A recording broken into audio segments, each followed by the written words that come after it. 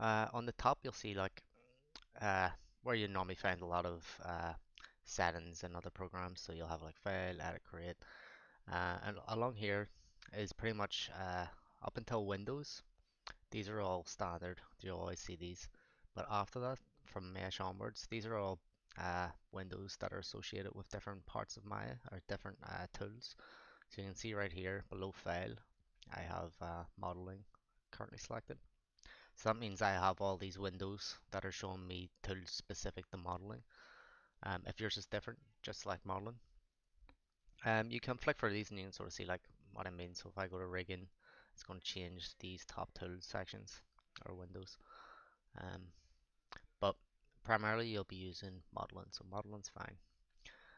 So file would be how to make new scenes, open scenes, save, etc. And also import. So if you're passing files between each other in your team. And there's some export options as well. We'll cover a video going over the correct way to set up a project in Maya, just to keep things sort of managed.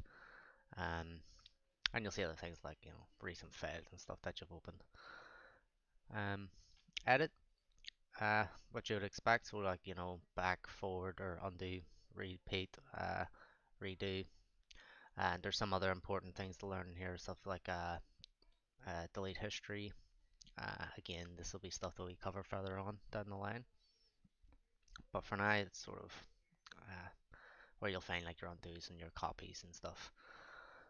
Create is exactly what you expect. It's how to sort of create basic primitives, curves, cameras, lights, um, other things like locators and image references.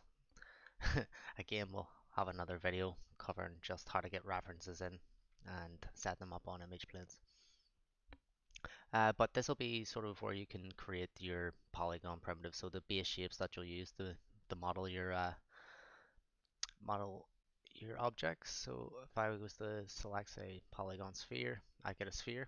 You can see it's made it really small. My Maya setup slightly different, where my grid set bigger than yours, so by default, um, your Maya looks slightly different, but it's fine. Um, so yeah, it's for make spheres, cubes, cylinders, a bunch of different shapes. You can also find them in these tabs just below. You'll see there's lots of different tabs across here. So you have a poly modeling one. And these are the sort of shortcuts to making those. These don't have all the shapes that you can make. These are like a bunch of tools associated with modeling. So you'll not find every single tool that you'll find in here on this top shelf. It's just the sort of stuff that you would use often you'll find here. So you can see I can click for your curves, rigging, animation, rendering. But again, mostly you'll be using this poly modeling tab. Um, Far over the right side of this, you'll have these buttons here. It'll look like little magnets. Um, these are essentially just toggles on and off for using stuff like snapping uh, and making a surface live. What I mean by snapping is if I turn on this one, you'll see it snaps the grid. If I try to move my object in space, it snaps the grid points. There's different options for this, so that's the grid option. There's also snap the curve, so if I had a curve, uh, I can snap geometry or other things to that curve.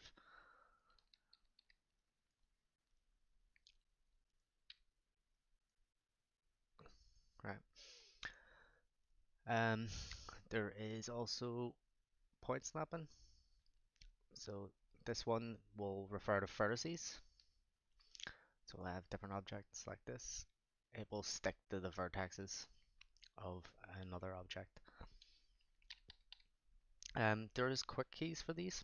The one that you'll use most often will be the snap to point, and the hotkey for that is just holding in V on your keyboard, so V. So if I turn this off, or even when I press it, so if I've got this turned off, when you press it, you can see it highlights, so you can see that that snapping's active. And if I hold an X, that is the grid option, so you can see that highlights. Right.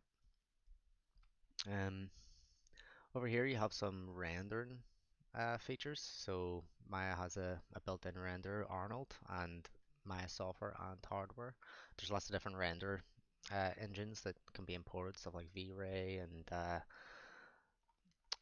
Redshift, etc. But these are more tools or more things associated with maybe getting beauty passes or renders for your portfolio, or if you were actually making an animation in Maya, you would use these sort of rendering options. For people doing characters, we might have used render turntables directly in Maya, so we'll cover a video on that too. Below this, or just to the side of it, you have something called your outliner. One thing to sort of note in case your Maya is opened differently once you installed it, we're in the Maya Classic view.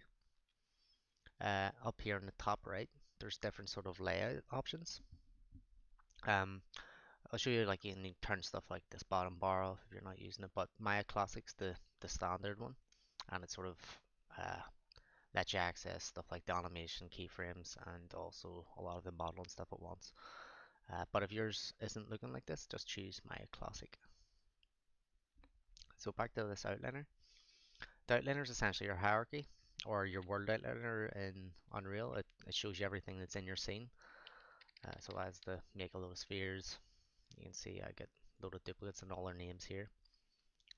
Uh, Keeping track of your outliner is just sort of good practice. So when you're modeling stuff, giving things names, and also like parent and stuff. So like having different groups with different objects associated with each other. Uh, so you can rename things by double clicking them or by selecting it and hitting enter. Um, Similar to Unreal again, that if you want the space, Maya's going to uh, automatically put an underscore in between, so you can't have underscores in Maya, or you can't have spaces. Sorry. Uh, to group things, so if I select multiple objects, the hotkey to group things is Control and G. You see, I'll put those objects I've selected into a group. To ungroup things, so right now, if I was to select the things in the group, the hotkey to undo that, or the ungroup them, would be to hold in Shift and P, and that will take anything you've selected out of the group.